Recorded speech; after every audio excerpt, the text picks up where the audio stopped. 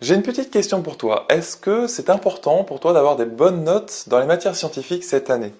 Est-ce que peut-être tu as envie de faire plaisir à tes parents ou alors tu as envie toi-même de progresser parce que peut-être que tu as le rêve de devenir, je sais pas, médecin, ingénieur ou alors peu importe, tu as envie de faire vétérinaire, peu importe le cursus scientifique que tu as envie de faire, ça va demander d'avoir quelques bonnes notes quand même ou une bonne moyenne de manière générale pour pouvoir passer à l'étape supérieure, pour pouvoir passer en terminale ou alors pouvoir passer dans ton école ou dans ton université juste après le bac. Est-ce que ça te tient à cœur tout ça? Si ça te tient à cœur, alors j'espère que tu as suivi le défi que je t'ai lancé il y a 4 jours. Si tu l'as pas suivi, c'est pas grave. Peut-être que tu découvres cette vidéo. Voilà. Tu sais, je te lançais le défi il y a 4 jours déjà de faire 15 minutes de mathématiques quotidiennement.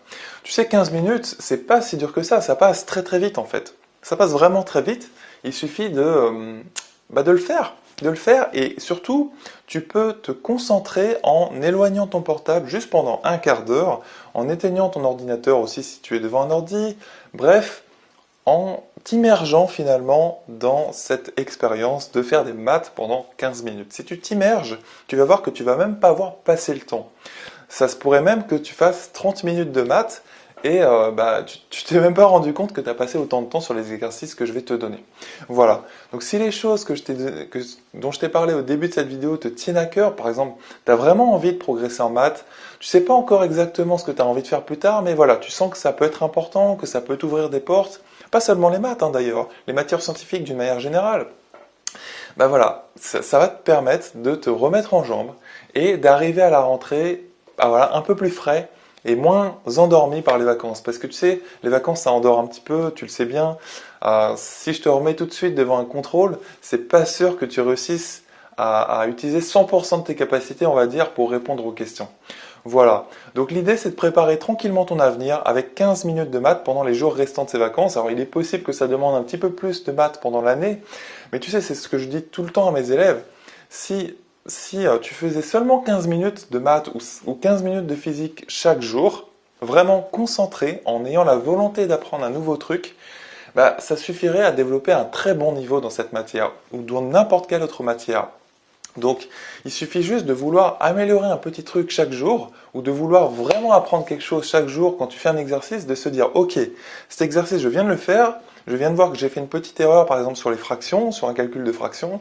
Voilà, et bah tu te dis, ça j'en suis conscient, j'ai fait cette petite erreur-là, le jour suivant, le lendemain ou quelques semaines plus tard, tu te dis, voilà, j'avais fait cette erreur-là ce jour-là et maintenant je la fais plus. Tu vois, c'est par petites touches comme ça, par petites couches que tu vas rajouter, que tu vas développer un niveau de guerrier finalement.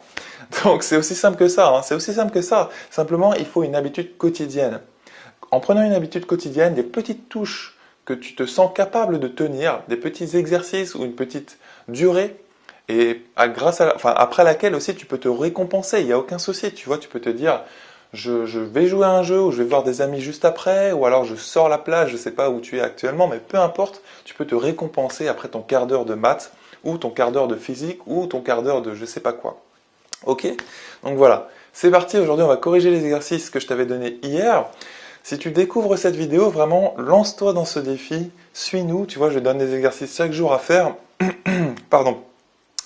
Et en fait, le lendemain, je les corrige. Allez, c'est parti.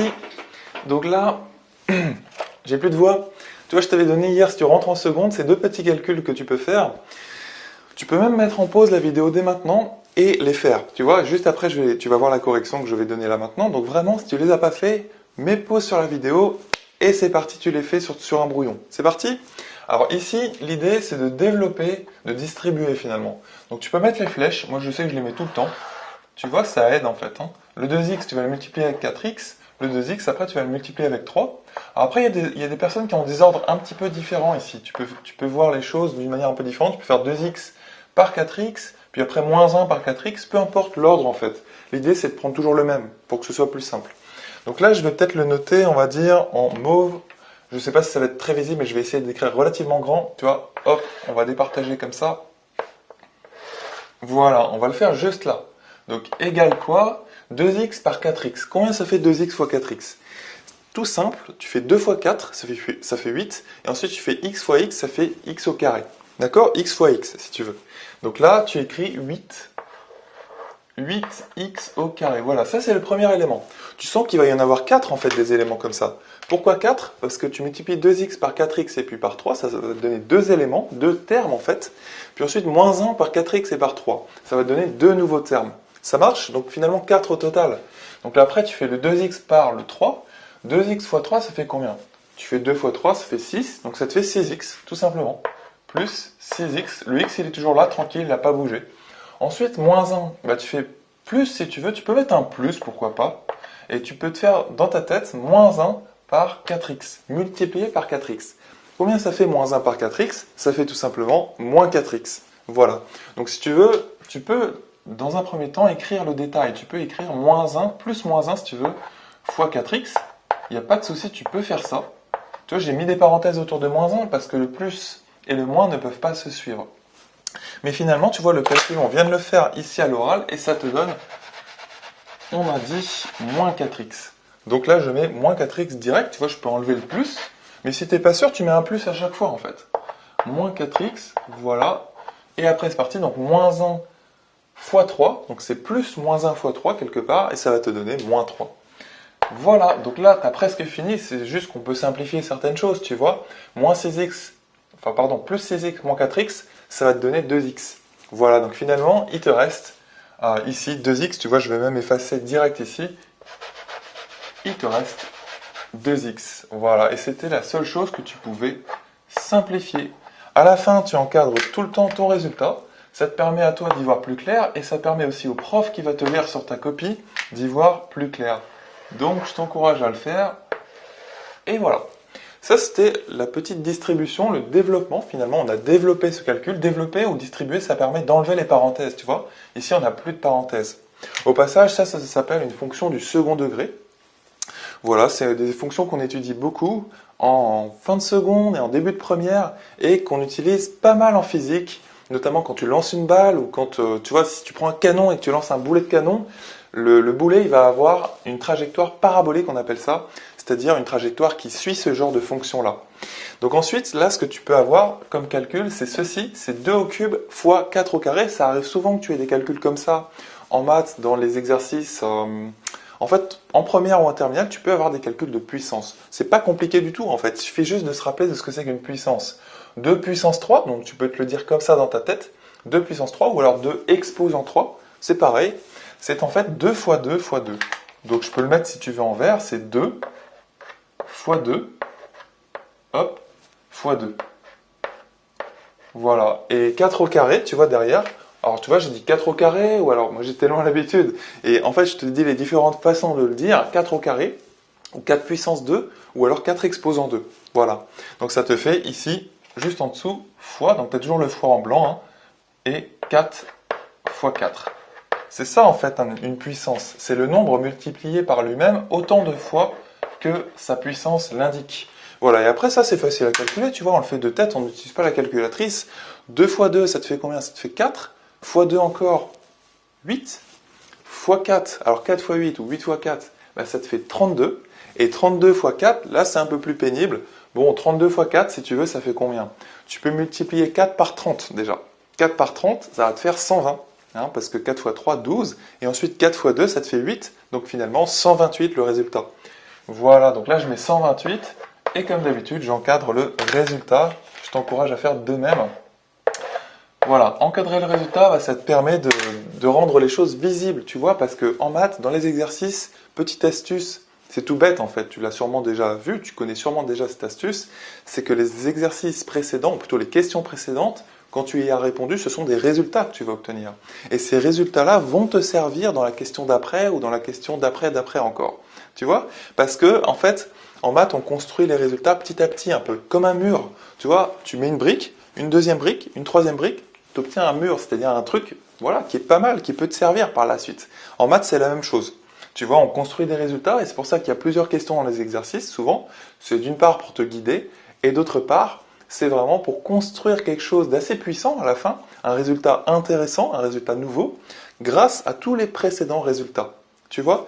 Donc si tu vois bien tous tes précédents résultats parce qu'ils sont encadrés, ça va te permettre de répondre aux questions d'après plus facilement. Parce que tu sais que tu vas devoir les utiliser, ces résultats.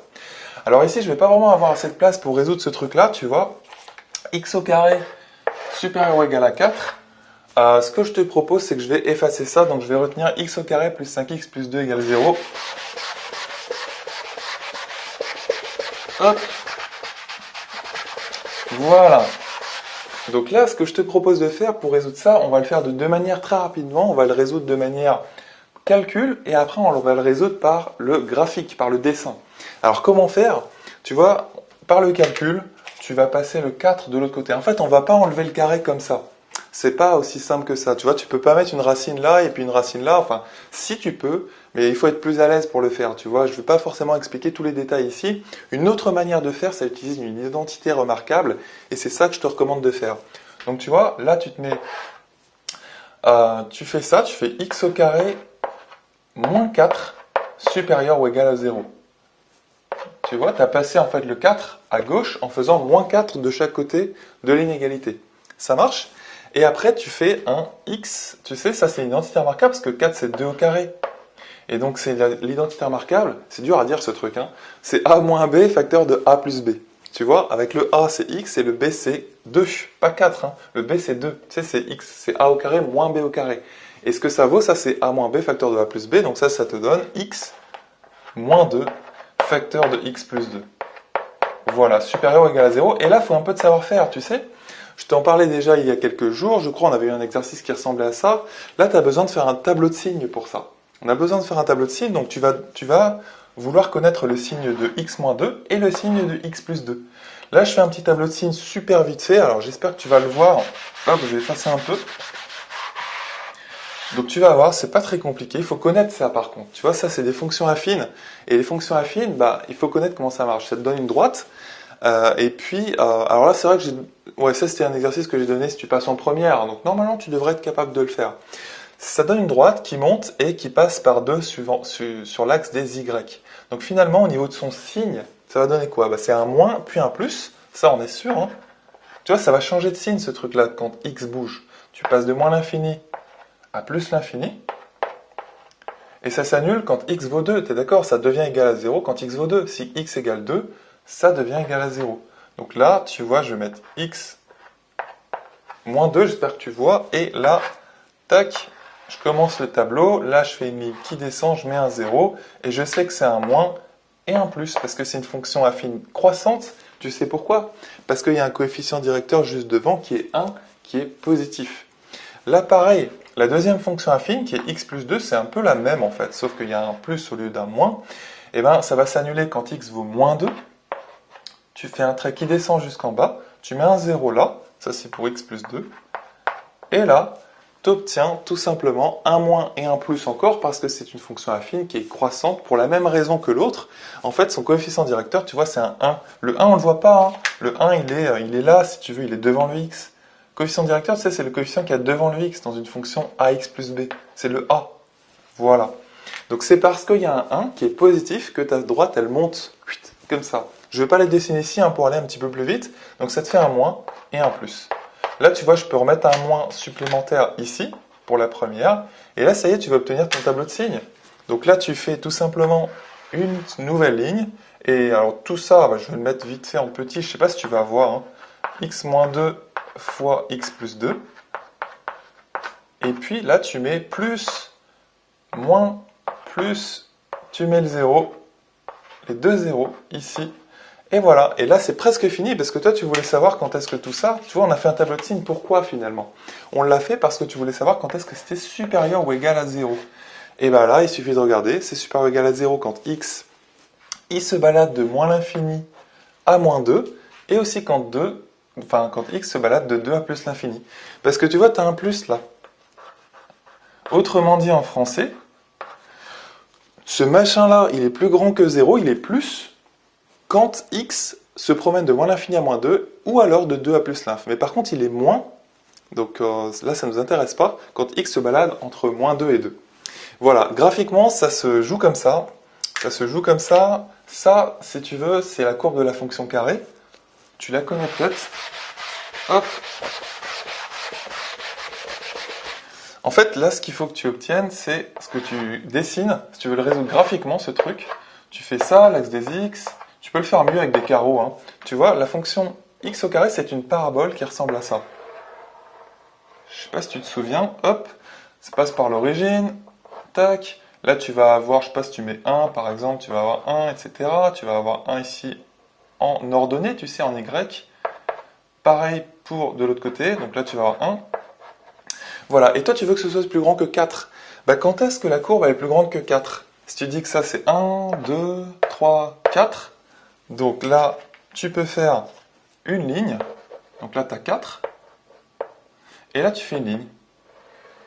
Tac, tac, et quand est-ce que la courbe elle est au-dessus? Bah en tout cas, pas là. Donc c'est vraiment ici sur les côtés en fait. Tu vois, ici, donc là il faut imaginer que la parabole elle continue, et pareil là. Tu vois? Et pour quel x, à quel x ça correspond, bah, tu descends. Tu vois, c'est un peu technique hein, quand même, faut comprendre le truc. Tac, et là tu descends. Et là, pour quel x tu as ces portions rouges, bah, tous ces x là en fait. Et alors, qu'est-ce que c'est que ce nombre-là? Bah, en fait, pour avoir 4, c'est forcément moins 2. Et de l'autre côté, c'est un 2. Voilà, donc tous ces x là en rouge, c'est les x qui sont solutions de cette équation-là.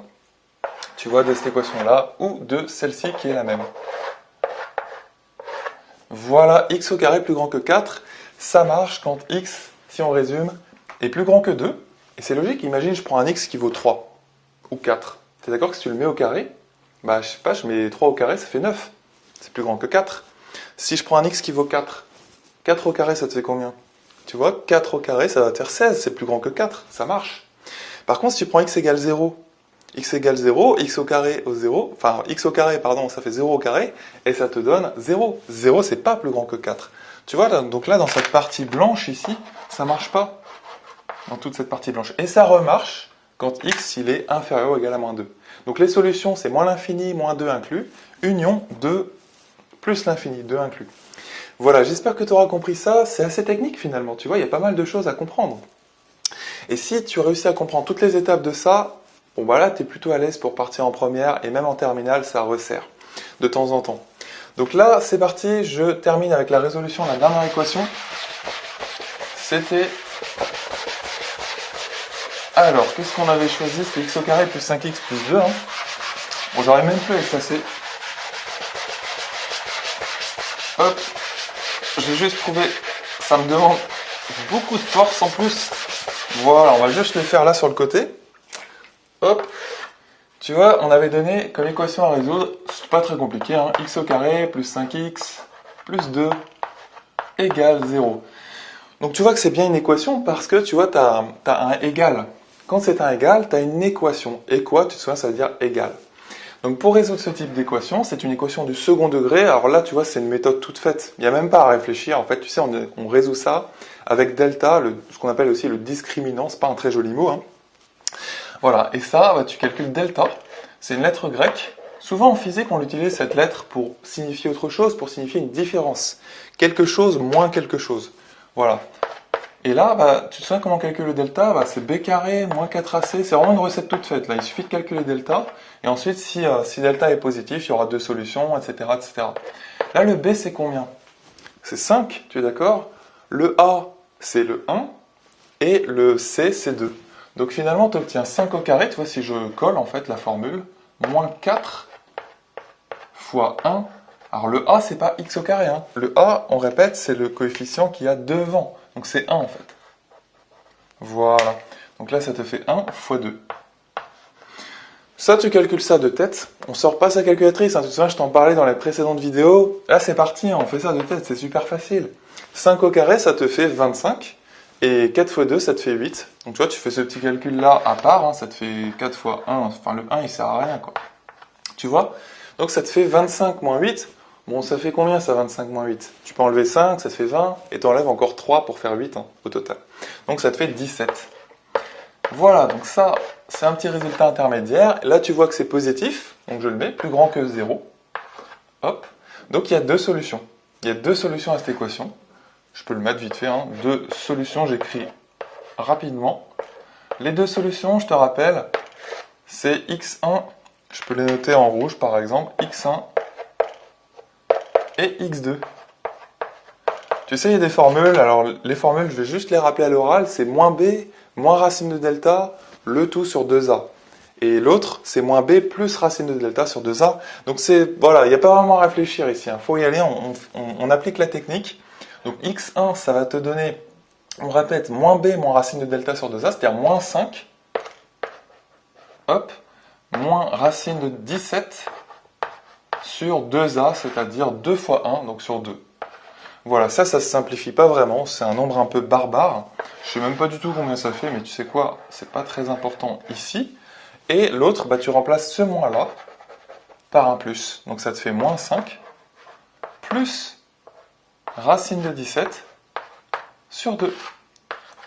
Voilà pour les solutions. Tu peux l'encadrer aussi. Voilà. Bon, j'espère que ça t'aura paru faisable tout ça. Ici, ce que tu peux faire, c'est résoudre. Si tu passes en seconde, donc tu prends 1 tiers de x plus 1 égale 1 quart.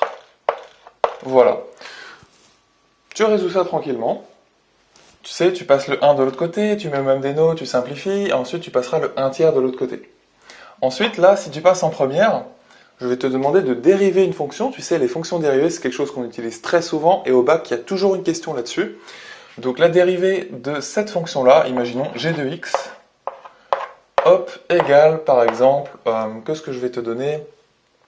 Donc 1 moins 1 divisé, enfin plutôt x, hop, on va mettre un x, ça va être tout petit peu plus intéressant ici. On va mettre x sur 1 plus x. Voilà. N'hésite pas à mettre la dérivée, donc la dérivée, tu sais, c'est g' de x à la fin au même dénominateur. Donc ça sera intéressant. Alors là, voilà, je me suis trompé, hein. Ça c'est si tu passes en seconde, ça va être plus si tu passes en terminale, donc c'était l'exercice le dernier, et si tu passes en première, donc je vais le mettre juste en dessous, donc normalement celui de première il devait être au milieu, hein. Première S, eh bien ce que je te conseille de faire, par exemple, qu'est-ce que je peux te proposer? Ouais, voilà, imagine tu as un carré, hop, c'est un carré, tu as un côté 4, comme ça, partout, c'est du 4, et là, tu vas avoir un rectangle, et ici, tu sais que cette longueur blanche que je fais en blanc, c'est un x. Ok? Eh bien, la question, c'est tout simplement de savoir quel est l'aire de ce triangle. Voilà. Donc ça, ce triangle, tu vois, quel est son aire? Donc je mets un A. Voilà. J'espère que tu vois, ce sont des petits exercices que tu peux faire. Si tu passes en terminale, tu peux faire les deux autres aussi, hein. Voilà, je t'encourage vraiment à les faire, ça va aller très très vite. Donc là, quelle est l'aire de ce triangle que je peux faire en blanc si tu veux? Hop. Voilà, sachant que tu as des angles droits partout, puisque c'est un carré, hein, je répète. Voilà, je te dis à demain dans la prochaine, et si tu veux lire mon guide, alors j'ai écrit un guide qui est à mon avis super intéressant si tu veux progresser en maths. Il y a juste 7 astuces dedans qui vont te permettre de progresser, 7 astuces très concrètes que tu vas pouvoir mettre en place dès que tu rentres, dès que c'est la rentrée en fait, dès les premiers cours.